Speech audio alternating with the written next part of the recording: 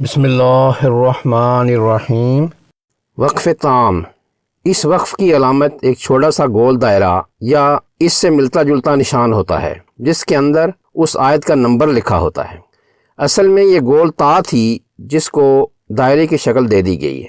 یہ آیت کے اختتام کی علامت ہے، یعنی اس علامت سے پہلے کی عبارت یہاں مکمل ہو گئی ہے اور اس دائرے کے بعد کی عبارت سے اس کا معنوی تعلق نہیں ہے۔ اس علامت پر وقف کرنا چاہیے۔ اگر کوئی دو یا دو سے زیادہ آیات کو ملا کر پڑھنا چاہے تب بھی اس کی اجازت ہے، البتہ نبی صلی اللہ علیہ وآلہ وسلم کا معمول ہر آیت کو الگ الگ پڑھنے کا تھا۔ وقف مطلق کی علامت طا ہے۔ قرآنی عبارت میں جہاں جہاں یہ علامت آئے وہاں وقف کرنا بہتر ہے۔ یہ علامت عموماً لمبی عبارت میں ایسی جگہ آتی ہے جہاں اس سے پہلے کے جملے کا مطلب مکمل ہوتا ہے مگر ابھی مزید بات باقی ہوتی ہے۔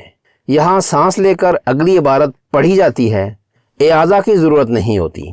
اس طرح ایک آیت مختلف ٹکڑوں میں پڑھی جاتی ہے اور متن کا مفہوم آخر تک واضح ہو جاتا ہے۔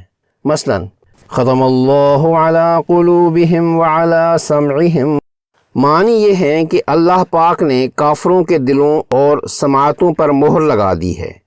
یہاں وقف کر لیا، یہاں فقرہ مکمل ہو گیا مگر بات مکمل دوسرے حصے کو شامل کر کے ہی ہوگی۔ یہیں سے آگے پڑھنا شروع کریں گے، یعنی وَعَلَىٰ أَبْصَارِهِمْ غِشَاوَةٌ وَلَهُمْ عَذَابٌ عَظِيمٌ، مطلب ہے اور ان کی آنکھوں پر پردہ ڈال دیا ہے اور ان کے لیے بڑا عذاب ہے۔